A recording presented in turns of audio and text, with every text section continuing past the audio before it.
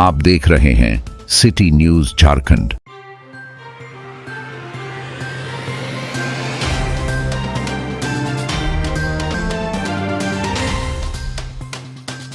गढ़वा विधायक सत्येंद्र नाथ तिवारी ने प्रेस वार्ता में जिला प्रशासन पर सीधा हमला बोलते हुए कहा कि जिले में भ्रष्टाचार चरम पर है और अधिकारी डीसी के संरक्षण में बेलगाम हो चुके हैं।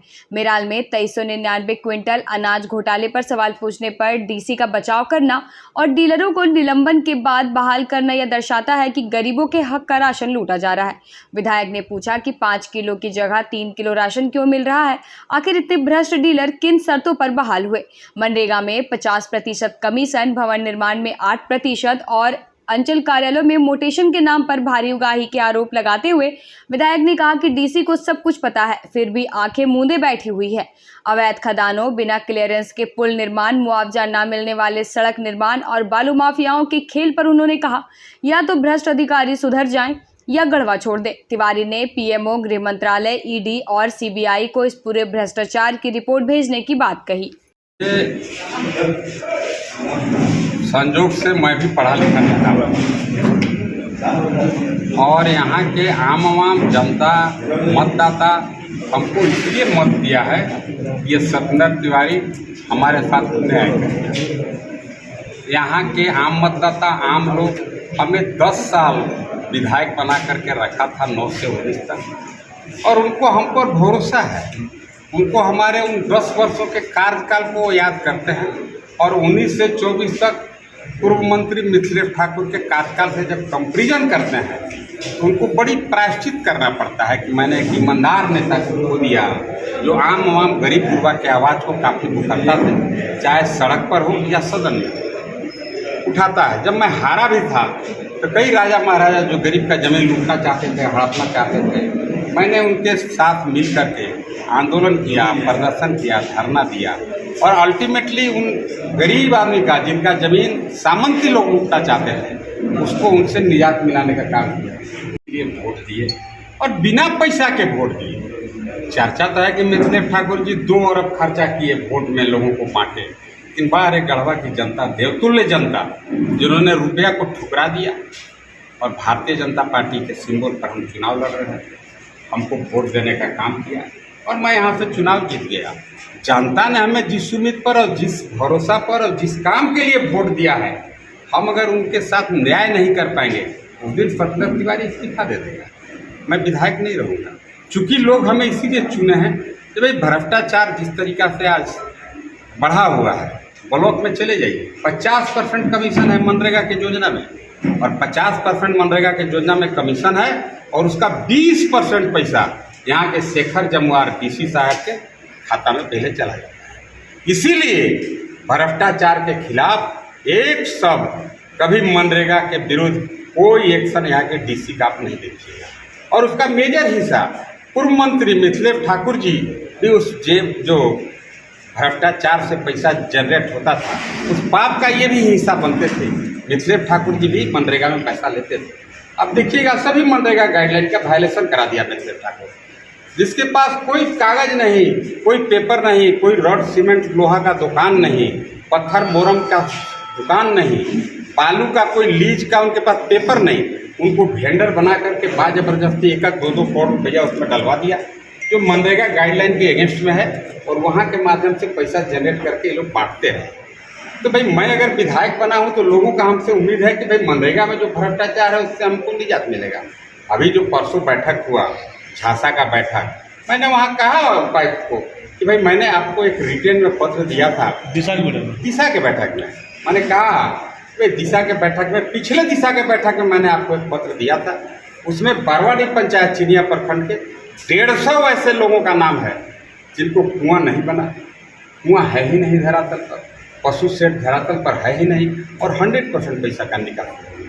उसके बदला में क्या किया, अभी एक रिपोर्ट जांच हमको सबमिट किया उपायुक्त, और बोलता है कि अभी जो काम ऑनगोइंग है, जो 24-25 का योजना है, उसमें बहुत सारे काम अभी चल रहे हैं। अरे यार, मैं बोल रहा हूँ कि तुम्हारे कार्यकाल में जो 2 साल में जो चोरी हुआ, बिना काम के जो पैसा निकासी हो गया, उसका बाय नेम दिया हूँ मैं सूची बना करके, एक फलाना आदमी नाम है, इसका मोबाइल नंबर इतना है, इसके नाम पर कुआं का पैसा निकल गया, 100% इसको पता नहीं है। उस पर इसको तिलमिलाहट हो गया। तिलमिलाहट हो गया भाई, अब जनता के लिए आप काम करने के लिए आए हैं, आप जनता के नौकर हैं, इस बात को याद रखना चाहिए। जनता के गाढ़ी कमाई से आपका वेतन चलता है, उस वेतन से आपके बाल बच्चा परिवार का भरण पोषण होता है। अब जनता का नौकर रहिए ना, जनता के मालिक बनने का भरोसा आप काम मत करिए। इसी पर उनको तकलीफ हो गया कि तो चोरी में बाधा पहुंचा रहा है। वैसे ही सिमिलरली 2400 क्विंटल अनाज मेराल गोदाम से चोरी हो गया। ठीक है, 2400 क्विंटल अनाज चोरी हो गया, ये मैं नहीं कह रहा हूँ, मेरे पास पत्र है, मैं आपको दे दूंगा।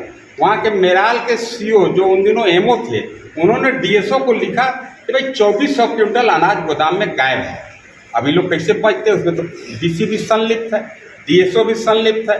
ये लोग अपने बचने के लिए एक अनुसूचित समाज के एक लड़का को जो छोटे पोस्ट पर है, रोजगार सेवक है या बीएलडब्ल्यू है, उसके मत्थे पूरा मर दिया और उसको सस्पेंड करके इस पर लिपापोती पर्दा डालने का प्रयास किया। मैं कहा कि नहीं, अगर वह 2400 क्विंटल अनाज चोरी हो गया तो सबसे पहले ठीक है, दोषी कौन है वो तो सेकेंडरी है, प्राइमरी है आखिर लाभुक को कहाँ से राशन मिल रहा है।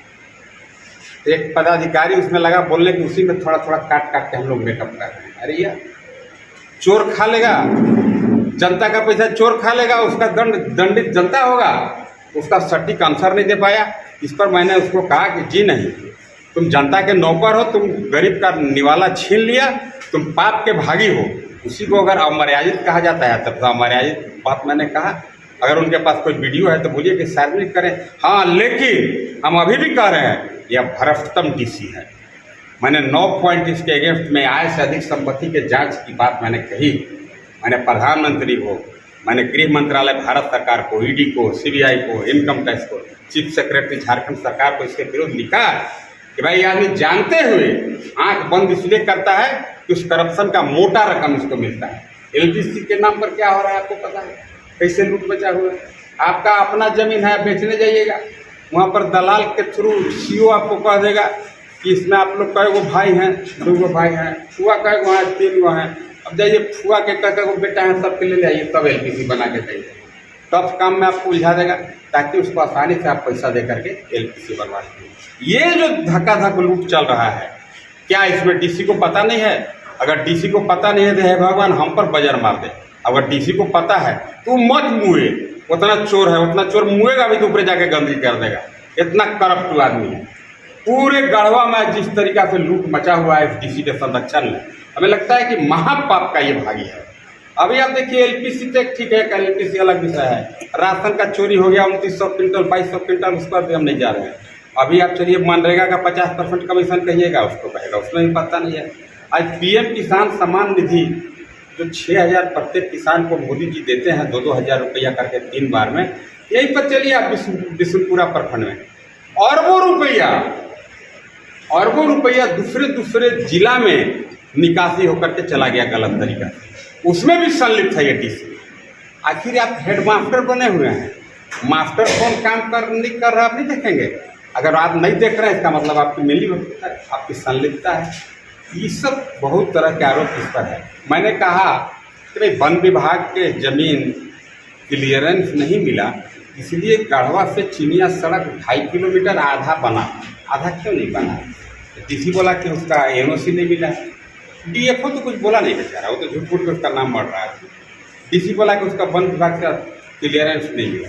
हम बोले तो हमको एक चीज़ बताइए डीसी साहब, यहीं पर आपका डेंटल मोड़ से लेकर के नवाडी तक जो चौड़ा सड़क बन रहा है, किसी रैयत को मुआवजा का भुगतान नहीं हुआ। मैंने कहा कि उसको काम को मत करो, क्योंकि सरकार का गाइडलाइन है कि जब तक भूमि अधिग्रहण नहीं हो जाता है तब तक कोई काम प्रारंभ नहीं हो।